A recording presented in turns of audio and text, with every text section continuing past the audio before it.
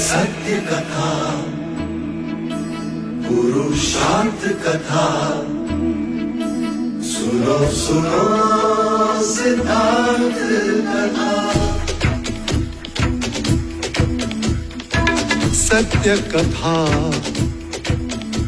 पुरुषार्थ कथा, सुनो सुनो सिद्धार्थ कथा। चढ़ते सूरज सा तेजवान वो कीर्तिमान, हुंकार भरे जब कूच करे, थर थर कांपे आसमान। वो राजपुत्र वो शूरवीर, पर्वत को भेद दे उसके तीर, शांति का स्रोत करुणा की धार, निर्झर झरे मन से अपार। वो राजपुत्र वो शूरवीर, पर्वत को भेद दे उसके तीर, है शाक्य वंश का वो तारा, जगमग है जिससे जग सारा। सत्य कथा, पुरुषार्थ कथा, सुनो सुनो सिद्धार्थ कथा।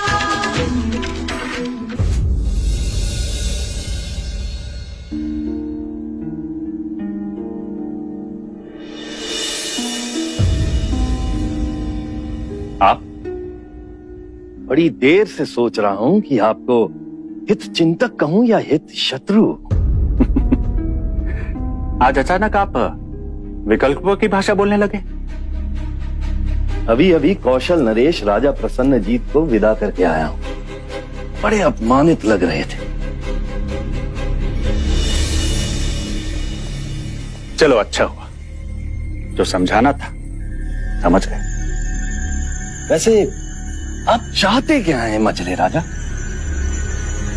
जो मैं चाहता था वो तो हुआ नहीं, परंतु जो लोग चाहते हैं वो मैं होने नहीं दूंगा।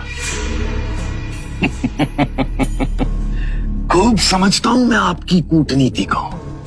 पहले अश्वमेघ के घोड़े को रथ में बांधना, फिर कौशल नरेश प्रसन्नजीत को मेहमानों का स्वागत करने को कहना, और संघ सभा में महाराज शुद्धोधन के विरुद्ध राजाओं को उकसाना। आप महाराज के मित्रों को शत्रु बना रहे हैं। आप भी चौकन्ने रहे राजा दंडपानी। आप भी तो महाराज के मित्र होने का दावा करते हैं, परंतु आपको शत्रु प्रमाणित करने में देरी ना होगी। आप कहना क्या चाहते हैं? सांप की भांति आपके दांत नुकीले तो नहीं, परंतु विष तो उनमें भी भरा है। असत्य बोल के आपने भी युद्ध में अपनी सेना नहीं भेजी थी। राजा द्रोणोदन! क्रोधित ना हो राजा दंडपानी। वस्त्र के नीचे सभी नग्न होते हैं। आपकी दृष्टि भी शाक्य सिंहासन पर है, और मेरी भी।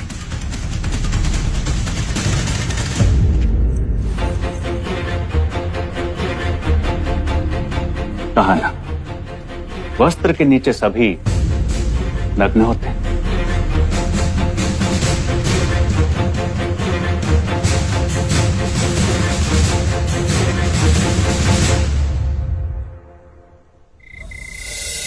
राजा दंडपानी, कुछ और दिनों के लिए रुक जाइए। वैसे भी संघ सभा में आपको उपस्थित होना ही है। महाराज सत्य कह रहे हैं राजा दंडपानी। मत प्रदर्शन जो है तो आपको तो आना ही पड़ेगा। आपका मत हमारे लिए बहुमूल्य है। अमिता दीदी, आप भी अकेले देवता जाके क्या करेंगी? यशोधरा भी यही है और भैया भी संघ सभा के लिए रुक रहे हैं। आप भी रुक जाओ ना। हाँ माँ, थोड़े दिन और रुक जाओ ना, शाक्य सभा के बाद चले जाना। वैसे पुत्री के ससुराल ठहरते नहीं हैं, परंतु ये तो आपका मायका भी है। रह भी लोगी तो बुरा नहीं लगेगा। ठीक है, ये तो मेरा मायका है ही, पर अब ये तुम्हारा ससुराल है। तो बताओ गोपा, कैसे रोकोगी मुझे? हाँ हाँ, अमिता दीदी, अब एक रिश्ते में तुम्हारी बुआ सास भी हूँ। बताओ कैसे रोकोगी?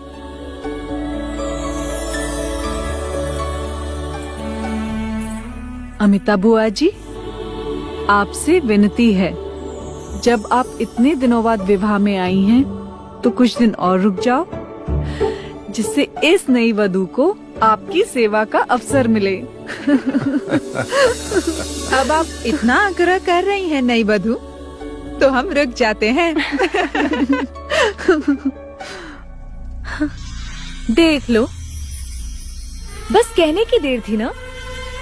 हमने इतना कहा, हमारी एक नहीं सुनी। पुत्री के कहते ही चरण रुक गए।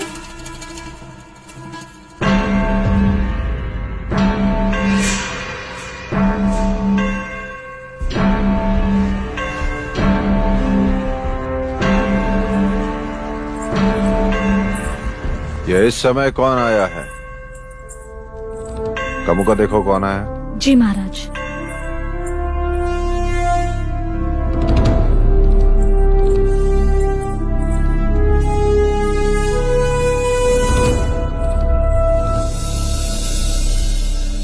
प्रणाम महाराज।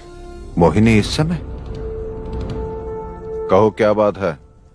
क्षमा करें महाराज, जो इस समय आना पड़ा। विवाह के पश्चात राजमहल से सारी गणिकाएं रंग महल में आ चुकी हैं, परंतु महाराज कंचनी अभी तक नहीं लौटी।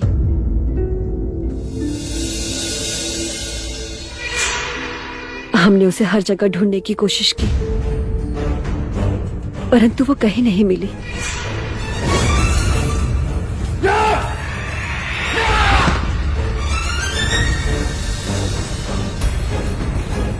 क्या किसी ने कंचनी को राजमहल में कहीं देखा है?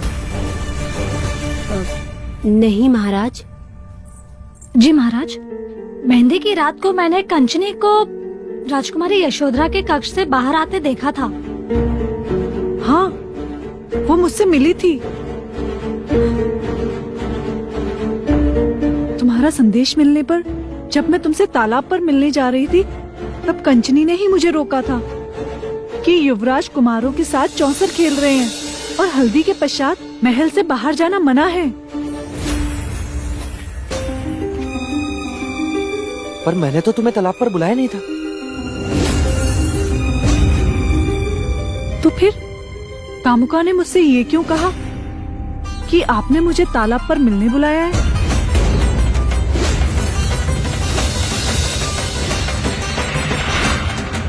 पर पिताजी, मैंने तो कामुका से ऐसा कुछ नहीं कहा। कामुका, क्या तुमने ये संदेश यशोधरा को दिया था?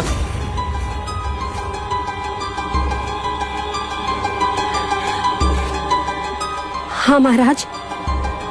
किसके कहने पर दिया था?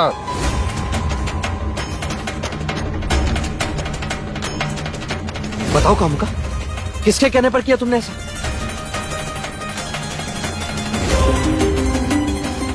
बताओ।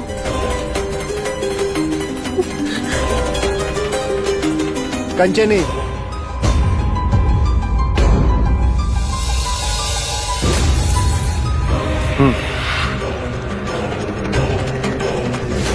हाँ,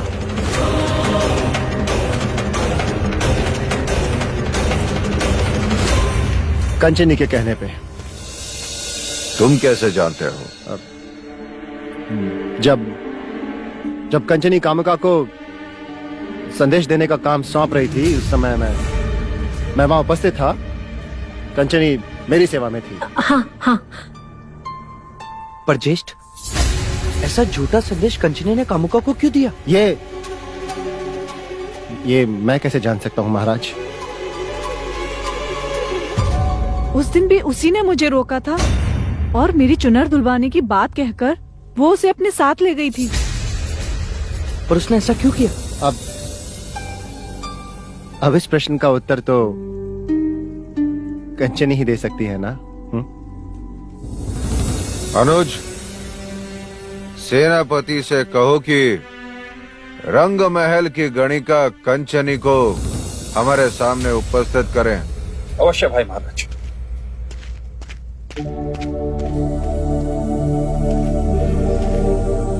आप चिंता ना करें मोहिनी देवी। कंचनी कहाँ है और उसने ऐसा क्यों किया, इस प्रश्न का उत्तर हम जल्दी ही ढूंढ लेंगे। जी प्रणाम महाराज।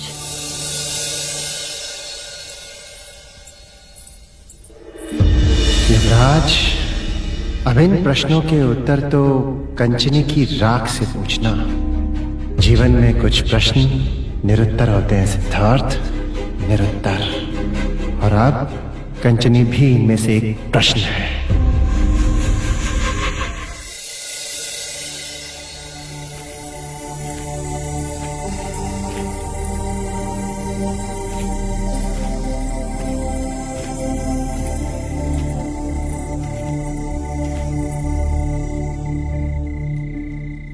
चांद देख रहे हो? नहीं तो सितारों से बात कर रहे होगे? नहीं। फिर तो अवश्य उल्लू से ही बात कर रहे होगे। नहीं काकी माँ। तो फिर इस समय यहाँ अकेले क्या कर रहे हो युवराज? काकाश्री, जब से मोहिनी देवी ने मुझसे कंचनी की बात की, तब से मुझे उसकी चिंता हो रही। मन में एक के बाद एक जैसे प्रश्नों की माला बनती जा रही है कि कहाँ होगी वो, कैसी होगी वो।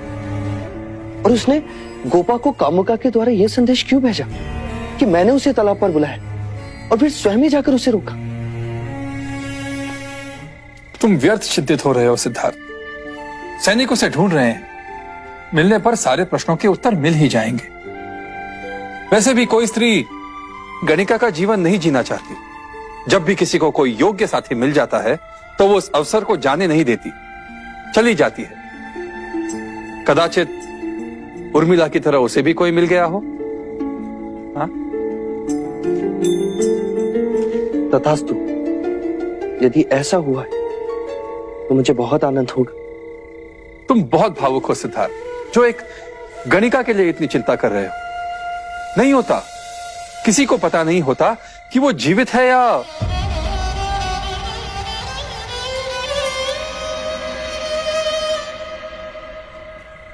और रात्रि के इस प्रहर तो वर को वधू के पास होना चाहिए। नए सपने सजाए यशोधरा तुम्हारी प्रतीक्षा कर रही होगी और तुम यहाँ अंधेरे में कंचनी को ढूंढ रहे हो। विवाह के दूसरे दिन कोई अपनी भार्या को इस तरह अकेला छोड़ता है भला? नहीं ना सिद्धार्थ, अब तुम्हारा प्रथम कर्तव्य यशोधरा को खुश रखना है। जी काकी। और हाँ, वहां जाकर अपने प्रश्नों के बाण मत चलाना, हो सके तो प्रेम के फूल बरसाना। हाँ काकी।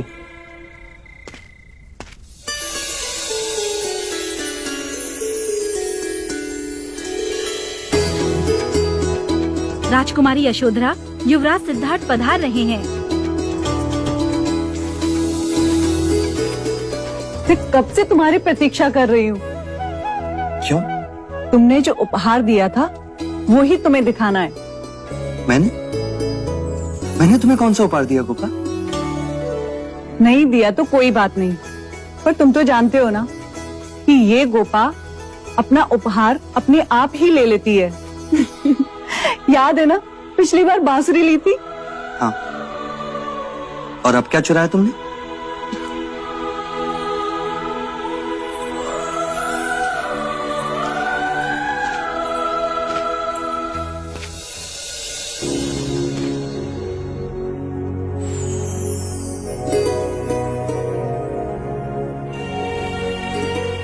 अब कहो, तुमने इसमें रंग कब भरे? नहीं जानता गोपा। कदाचित तुम्हारी याद मुझे इस मूर्ति के पास ले गई होगी और अचानक मैंने रंग भर दिया। तुम्हारी प्रेम की ये रीत मुझे बहुत पसंद आई। बस इसमें एक कमी रह गई है। कौन सी? ढूंढो तो मानू। देखो ध्यान से।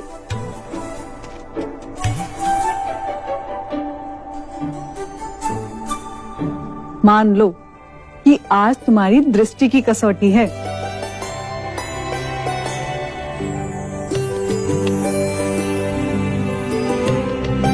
इस मूर्ति में केवल तुम्हारी प्रेयसी दिखाई दे रही है, पत्नी नहीं।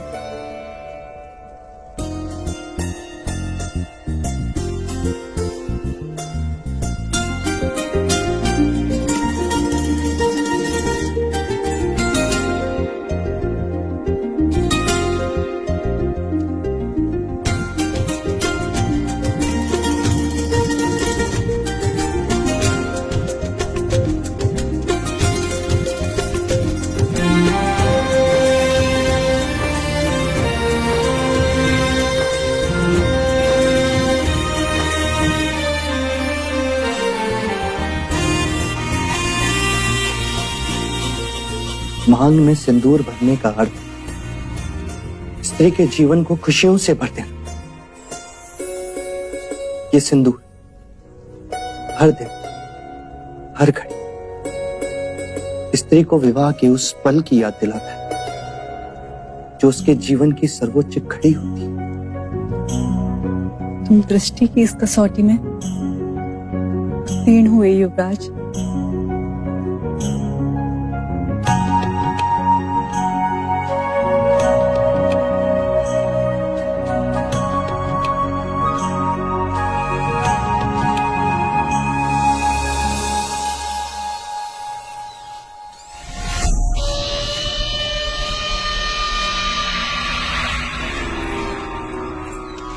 उत्तर दो देव। क्या एक ही प्रश्न तुमसे बार बार पूछना पड़ेगा? मैंने कहा उत्तर दो देव।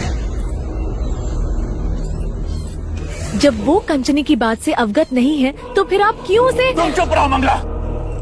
जितना तुम इसे जानती हो उससे अधिक मैं इसे जानता हूं। आंखें बता रही इसकी। बोलो देव, उस कंचनी के कारण तुम पहले भी चर्चा में आ चुके हो। यदि इस बार भी तुमने कुछ किया और प्रत्यक्ष आ गई तो वो नहीं आ सकती। नहीं आ सकती?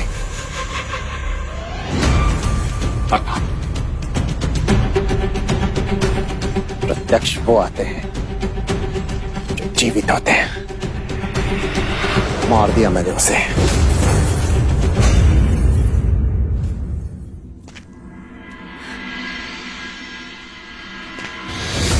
क्यों मारा तुमने उसे? बताओ क्यों मारा तुमने उसे? क्योंकि यशोधरा की जगह वो आ गई थी। यशोधरा? कहना क्या चाहते हो तुम? क्या करने जा रहे थे तुम यशोधरा के साथ? देवदत्त! उसका अपहरण? यदि महाराज को इस बात का पता चल गया तो हम सबको राख बना देंगे, देश निकाला दे देंगे कपिल वस्तु से। क्या हो गया है तुम्हें? युद्ध में जब अवसर था तब तो निशाना नहीं चूका तुम्हारा। वही मार दिया होता ना उसे। मुकुट पर तीर चलाने की क्या आवश्यकता थी? क्या हो जाता यदि सिद्धार्थ को मार देता तो? हाँ, क्या हो जाता? युद्ध हार जाते, प्रसन्नजीत हमें बंदी बना लेता, सिंहासन तो हाथ से जाता ही, साथ में यशोधरा भी। और यदि कार्निक खेल नहीं बिगाड़ता तो मैं यशोधरा से गंधर्व विवाह करके ही लड़ता। सिद्धार्थ अपनी मृत्यु अपने आप मर जाता। मर जाता? अपने भाग्य में अमरता लिखवा कर आया है वो। क्या कुछ नहीं किया? फूलों में बिच्छू छिपाए, बच गया। सुहाग के सेज पर बिच्छू बिछाए, फिर बच गया। इतने वर्षों से आप दोनों केवल प्रयत्न ही तो करते आए हैं, किंतु परिणाम क्या? केवल अंधकार और कुछ नहीं, कुछ नहीं।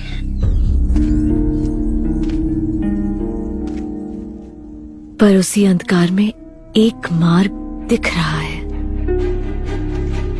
कैसा मार्ग? संन्यास का मार्ग। तुम्हें याद है आर्या, असित मुनि की वाणी सुनकर मैंने क्या कहा था? सिद्धार्थ के जन्मदिन पर मैं उसे भेंट में एक कमंडल दूंगी।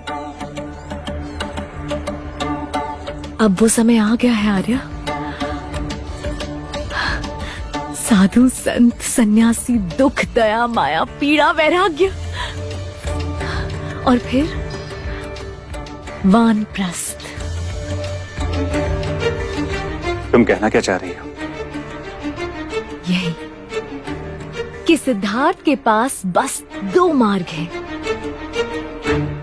या तो जग से जाए या फिर वन में जाए। जग से नहीं जाता तो वन में जाए। देखते जाओ आर्य, अब सिद्धार्थ को मैं कैसे भगवा पहनाती हूँ।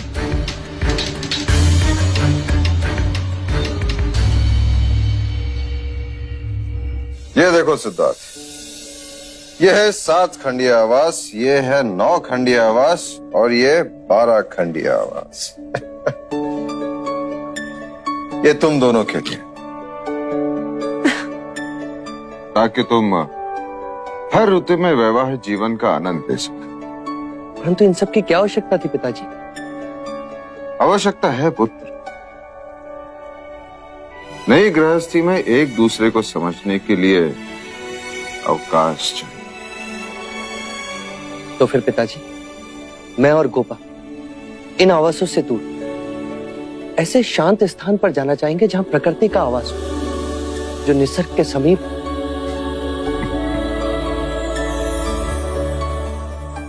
जैसे तुम चाहो।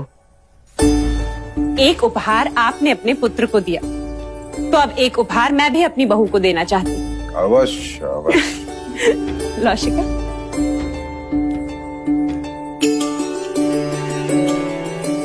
ये क्या है माँ?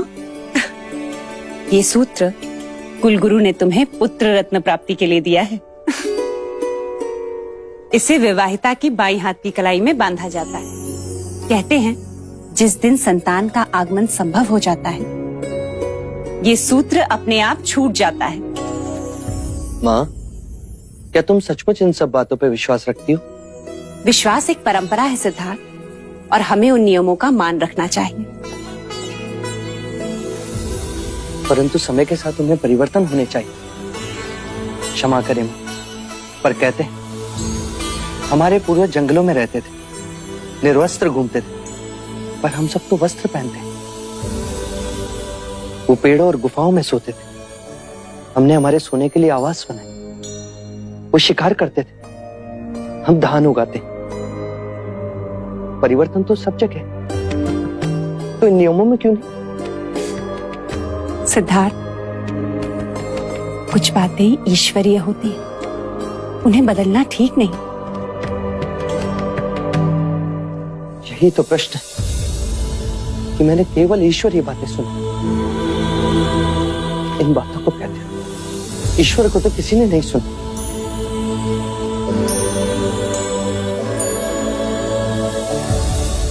भाई महाराज, संघ सभा का समय हो गया है। अनुज, चलो सदा।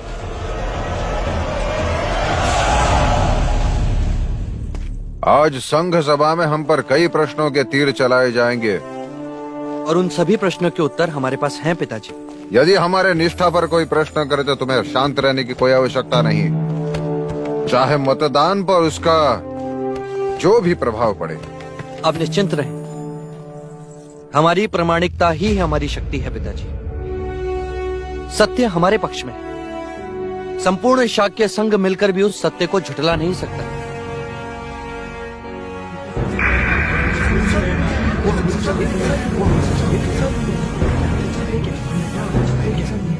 संघ की पिछली सभा जो युवराज के विवाह के कारण स्थगित कर दी गई थी, उसके कुछ अधूरे प्रश्नों पर विचार होंगे और फिर से मतदान होगा। युद्ध में लिए गए निर्णय पर उठाए गए प्रश्नों का उत्तर महाराज शुद्धोधन और युवराज सिद्धार्थ को देने होंगे।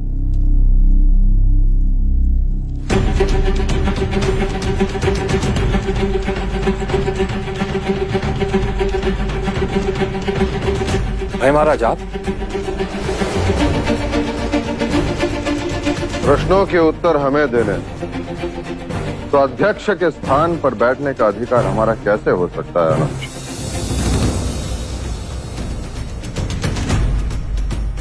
मैं राजा शुद्धोधन शाक्य संघ से निवेदन करता हूं कि वो अपने प्रश्न कर। युवराज सिद्धार्थ, आप ही ने युद्ध की व्यूह रचना की थी और आप ही ने बिना किसी से परामर्श लिए युद्ध रोकने का प्रयास भी किया। मैंने केवल प्रयास नहीं किया, युद्ध को रोका है। जहां तक प्रश्न व्यूह रचना का है, वो मेरी शिक्षा का प्रमाण था। युद्ध रोकना मेरी भावनाओं की आवश्यकता थी और मेरा मंतव्य है कि यदि मैं उस युद्ध को ना रोकता तो दोनों देश के सैनिकों के प्राण जाते और उस रक्तपात से किसी को कुछ प्राप्त नहीं होता। अपने शत्रु को पराजित करके उसे जीवित छोड़ दिया है। क्या ये राजनीति है? क्या कौशल नरेश पर विश्वास कर सकते हैं कि हम पर पुनः आक्रमण नहीं करेगा? आपके प्रश्न किसी आक्रमण से कम नहीं। प्रसन्नजीत पहले युद्ध में पराजित हुआ, उसके बाद हमारा मित्र बना। आप सब जानते हैं मित्रता शत्रुता की विरोधी है। प्रसन्नजीत हम पर पुनः आक्रमण करने से पहले उस युद्ध के बारे में सोचेगा। यही तो खेत की बात है युवराज, सब आपकी तरह नहीं सोचते। अपमान का बदला लेने का प्रण लेकर गया है प्रसन्नजीत।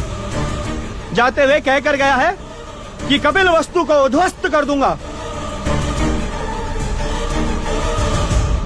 भविष्य की गर्भ में क्या छिपा है ये कौन जानता है?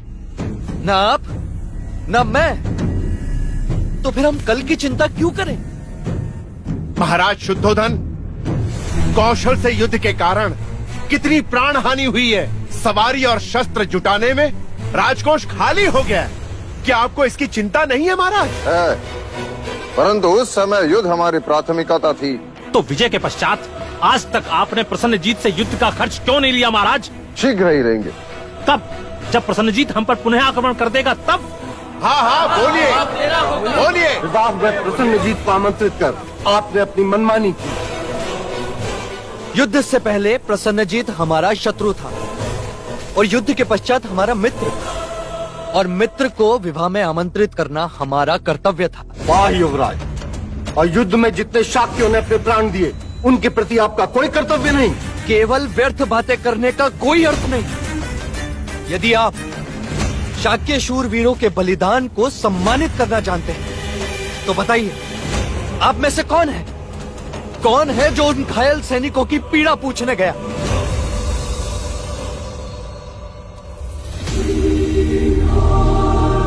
होठों की भाप से चूल्हे नहीं जलते, अपाहिजों का जीवन नहीं चलता, केवल आपकी जिह्वा चलती है।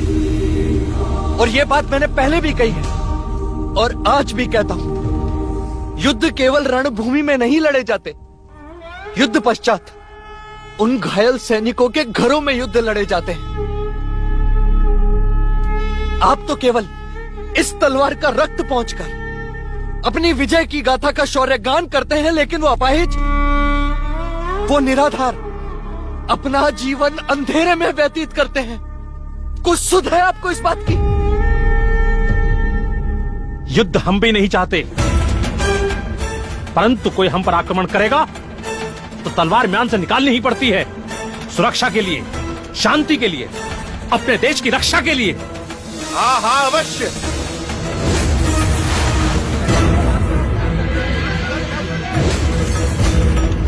ये तलवार शांति नहीं देती, केवल रक्त बहाती है। ये सुरक्षा नहीं देती, मनुष्य में असुरक्षा की भावना को जगाती है। यदि आप अपने देश के लिए कुछ करना चाहते हैं तो युद्ध के बारे में मत सोचिए। युद्ध कभी निवंश नहीं होता, वो दूसरे युद्ध को जन्म देता है। युद्ध की कोख से शांति नहीं, केवल युद्ध पैदा होता है। केवल युद्ध पैदा होता है। आज मैं संघ से प्रार्थना करते हुए यही कहना चाहता हूं कि मैं हमेशा शांति का साथ दूंगा, चाहे युद्ध लड़ने वाले मेरे साथ हो या नहीं।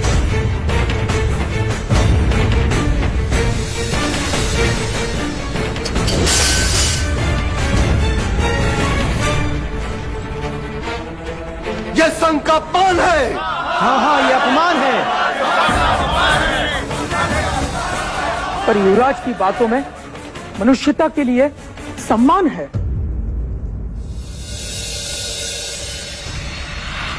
आप सब ने महाराज और युवराज के मंतव्य को जान लिया। अब अविश्वास के लिए मत प्रदर्शित होंगे।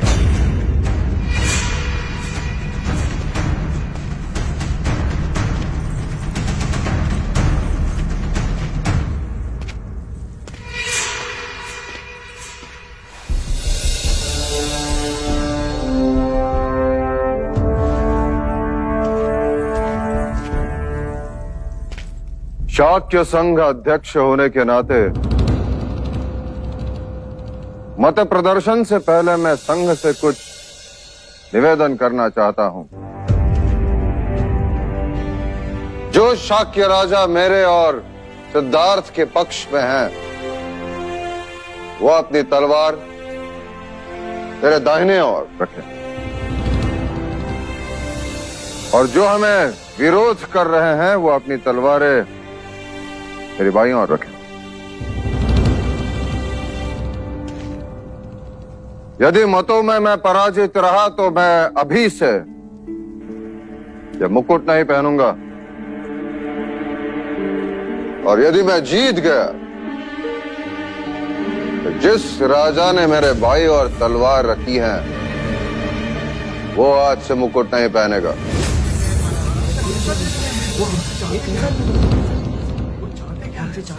शाक्य राजाओं से मेरी विनती है कि वो अपने मतों का प्रदर्शन करें।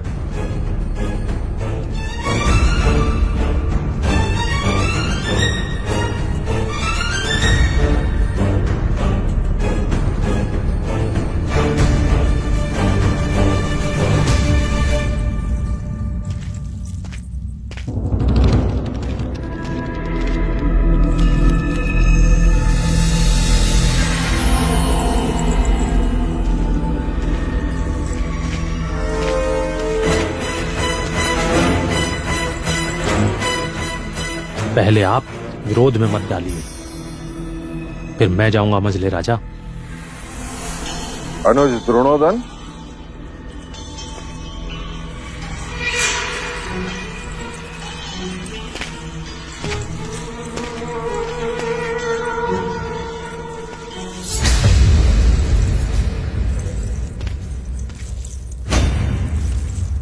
राजा दंडपानी,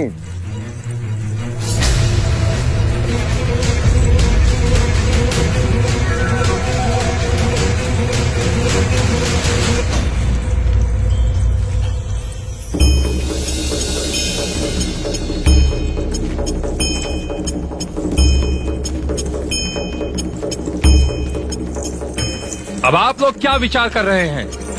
आपके सिवाय सबने सिद्धार्थ के पक्ष में मत प्रदर्शित किया है। अगर आप विरोध में करोगे तो आप ही बिना मुकुट के घूमोगे। ये सभा अब आपके लिए नहीं रुक सकती।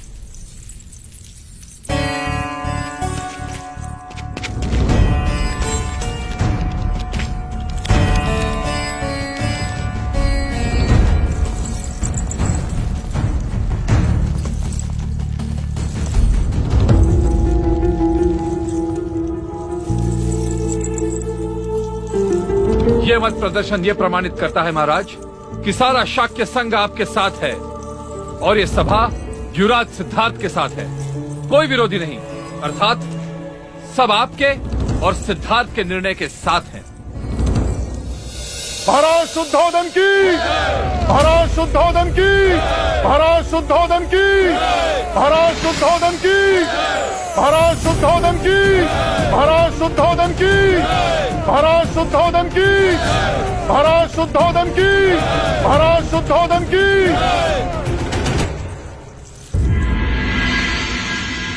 महाराज जी ये काढ़ा पीछे, हाँ, पीछे। महाराज प्रसन्नजीत पधार रहे हैं। और लीजिए थोड़ा सा। आपने हमें बुलाया? वो कल की बात थी, तुम आ जा रहे हो। जब स्वास्थ्य ठीक ना हो तो मनुष्य को अधिक बोलना नहीं चाहिए। मेरा तो स्वास्थ्य ही ठीक नहीं, तुम्हारे तो विचार ही ठीक नहीं। एक बार पराजित हो चुके, पुनः शाक्यों से युद्ध आत्मघात होगा। अब जो युद्ध होगा वो हमारे आत्मसम्मान के लिए होगा, हमारे अपमान का प्रतिशोध होगा। मित्र बनाकर उन्होंने हमारी पीठ पर वार किया। प्रसन्नजीत, प्रतिशोध के लिए युद्ध करना मनुष्य की बुद्धिमानी नहीं है।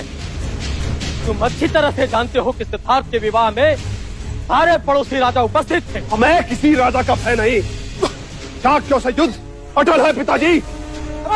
महाराज, महाराज, कपिल वस्तु स्वस्थ होके रहेगा। महाराज, महाराज, महाराज।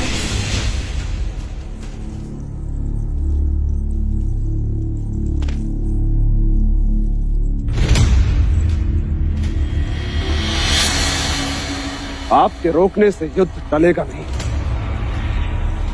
अग्नि संस्कार की तैयारियां करो।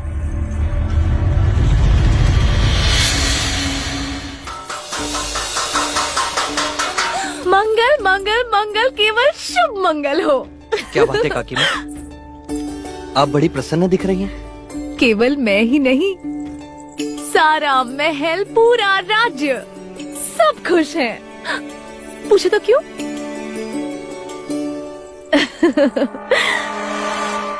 क्योंकि युवराज, तुम शीघ्र ही महाराज बनने वाले हो। अरे त्याज दो दासी, खुशियां मनाओ।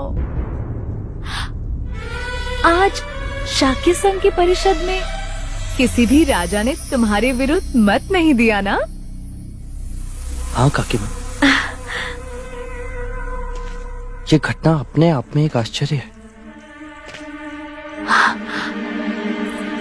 खुशी का आश्चर्य पुत्र, खुशी का आश्चर्य। अब शीघ्र ही तुम्हारा राज अभिषेक हो जाएगा, परंतु उससे पहले क्या तुम अपने राज्य को देखना नहीं चाहोगे? देखना तो चाहता हूँ। अपनी प्रजा से मिलना नहीं चाहोगे? मिलना चाहता हूँ। तुम्हारी प्रजा तो तुमसे मिलने के लिए बहुत आतुर है। क्या तुम में उनसे मिलने की कोई चाह नहीं?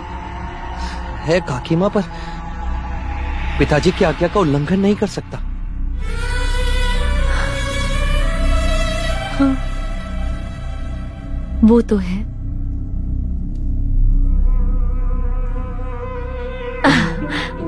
इधर आओ।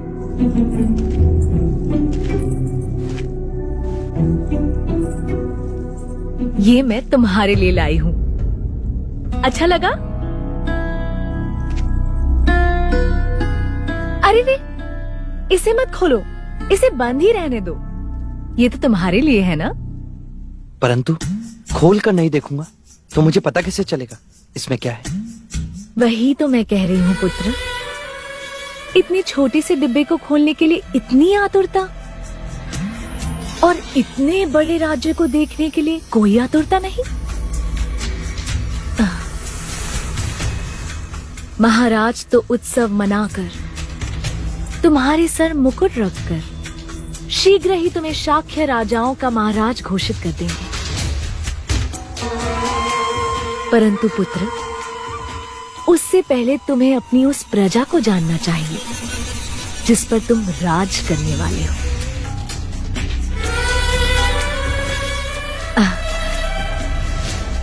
कदाचित मैंने कुछ अधिक कह दिया हो तो क्षमा करना पुत्र। नहीं काकी माँ, आपने सत्य कहा। मुझे अपने राज्य में भ्रमण कर अपनी प्रजा से मिलना चाहिए।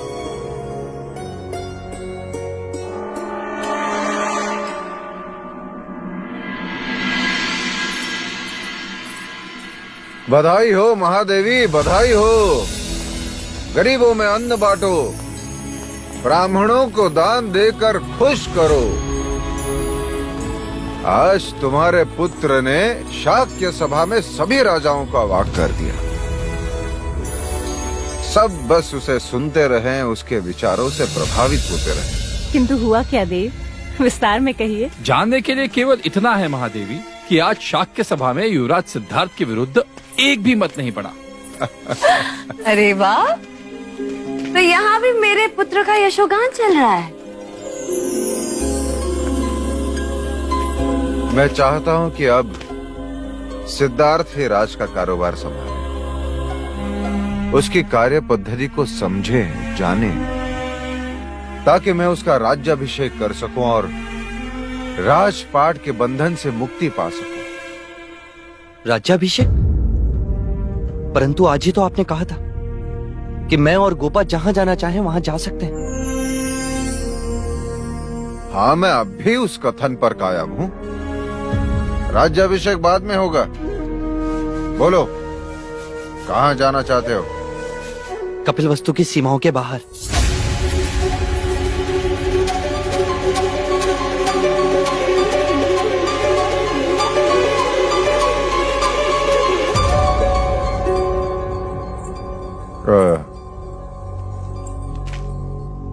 क्यों पुत्र? पिताजी, मैं उन स्थानों पर जाना चाहता हूं जहां पर हमारा राज्य है, पर मैंने देखा नहीं। लोग अपने, पर मैं उनसे मिला नहीं। मैं पूर्ण शाक्य गणतंत्र प्रदेश का भ्रमण करना चाहता हूं पिताजी। तुम्हें भ्रमण करने की क्या आवश्यकता है? द्रोणोदन, अमितोदन, देवदत्त हैं। वो तुम्हें राज्य की परिस्थिति से अवगत करते रहेंगे। परंतु पिताजी, मैं उन परिस्थितियों को स्वयं अपनी आंखों से देखना चाहता हूं। मैं तुम्हें अनुमति नहीं दे सकता पुत्र। कारण? मेरे पास कोई कारण नहीं।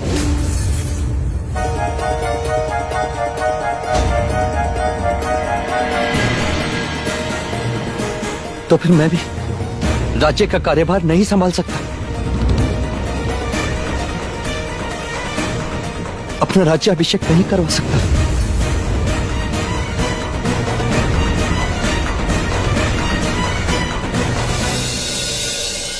सत्य कथा, पुरुषार्थ कथा, सुनो सुनो सिद्धार्थ कथा।